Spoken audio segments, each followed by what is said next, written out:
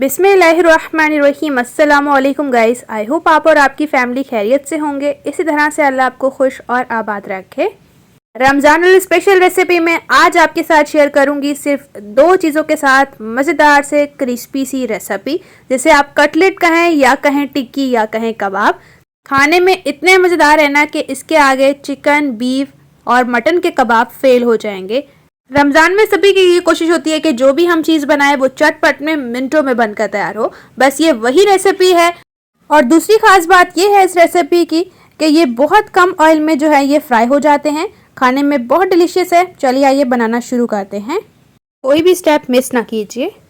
Recipe start करने से पहले छोटी सी रिक्वेस्ट है, चैनल पर न्यू है तो ज़रूर से सब्सक्राइब कीजिए, बेल को प्रेस कीजिए ताकि इसी तरह से टेस्टी, मज़ेदार और इजी रेसिपीज़ का नोटिफिकेशन आपको भी फ्री में देखने को मिले। रेसिपी को लाइक शेयर करना ना भूलिए। तो बिस्मिल्लाहिर्रहमानिर्रहीम। इस मज़ेदार सी रेसिपी को बनाने के लिए सबसे पहले यहाँ पर हमें चाहिए एक अदद गाजर। अगर आप बड़े साइज़ की ले रहे हैं तो एक लीजिए, अगर मीडियम साइज़ की ले रहे हैं तो दो लीजिए। यहाँ पर मैंने एक थोड़ी बड़ी ली थी और एक छोटी ली थी, तो यहाँ पर इसको मैंने कद्दूकशर की मदद से कद्दूकश किया है। वॉश करने के बाद छिलका ज़रूर से रिमूव करें। कद्दूकश आपने छोटे होल वाले से करना है, जैसे कि जो ये कद्दूकश हैं ये बहुत अच्छे से होंगी। तो यहाँ पर माशाल्लाह से गाजरों को हमने कद्दूकश कर लिया है। अब इनको ट्रांसफ़र कर लेंगे हम किसी भी बाउल में। कुछ इस तरह से चलते हैं नेक्स्ट स्टेप की तरफ। यहाँ पर मैंने ले लिया है एक बड़े साइज़ का आलू, जिसको मैंने अच्छे से वॉश करने के बाद छिलका रिमूव कर लिया है। इसको भी मैं कद्दूकशर की मदद से कद्दूकश करूँगी बहुत अच्छी तरह से। अगर आप छोटे साइज़ का आलू ले रहे हैं तो आप दो लीजिए, अदरवाइज़ अगर बड़ा ले रहे हैं तो आप भी इसी तरह से एक आलू लीजिए। तो आलूओं को हमने अच्छे से कद्दूकश कर लिया है। अब इसमें मेन पॉइंट आता है कि आलूओं का पानी आपने कुछ इस तरह से अच्छे से प्रेस करते हुए निकाल देना है। आलू जो है वो हमें पानी के बगैर चाहिए, मतलब कि बिल्कुल जो इनका स्टार्च वगैरह होता है ना, आपको इस तरह से प्रेस करके अच्छे से निकालना है।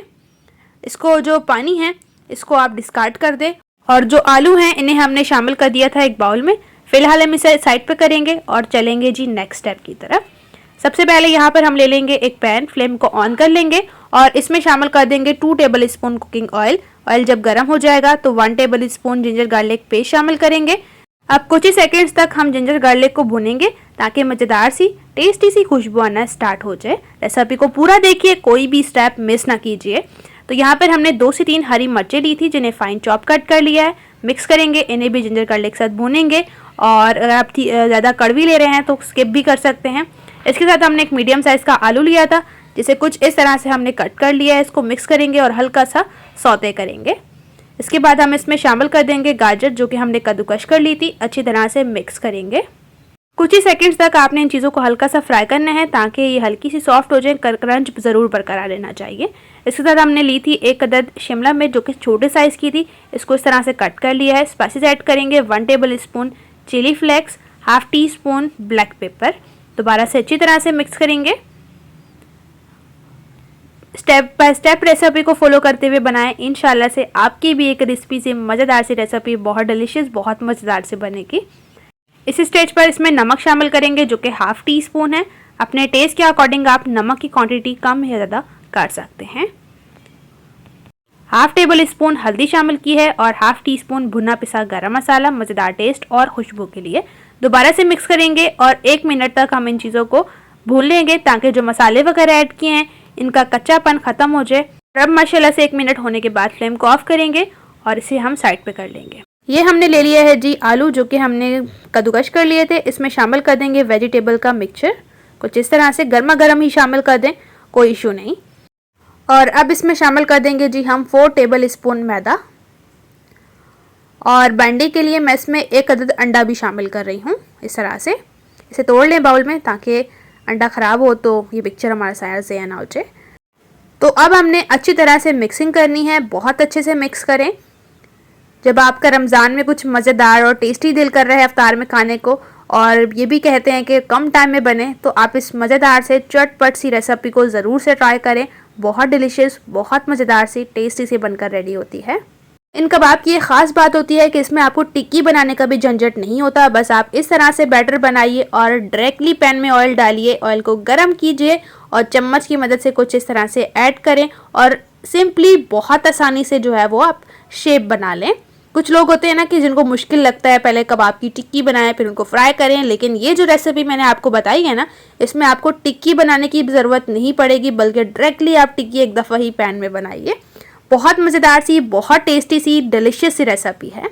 और जैसे ही एक साइड से गोल्डन कलर आ जाएगा तो हम इनकी साइड को चेंज करेंगे। यहाँ पर मैं बता दूं कि हमने कच्चे आलू लिए थे, तो इस तरह से आपने हल्की फ्लेम रखते हुए इन मज़ेदार से कबाब्स को फ्राई करना है। इसी तरह से आपने उलटते पलटते हुए जब तक इन मज़ेदार से कबाब पर गोल्डन कलर नहीं आ जाता ना, आपने इनको फ्राई करना है। जब गोल्डन कलर आ जाएगा तो इनको आपने छन्नी में निकालना है। माशाल्लाह से कितने खूबसूरत से, कितने लजीज से लग रहे हैं। एक्स्ट्रा ऑयल को ज़रूर से झाड़िए।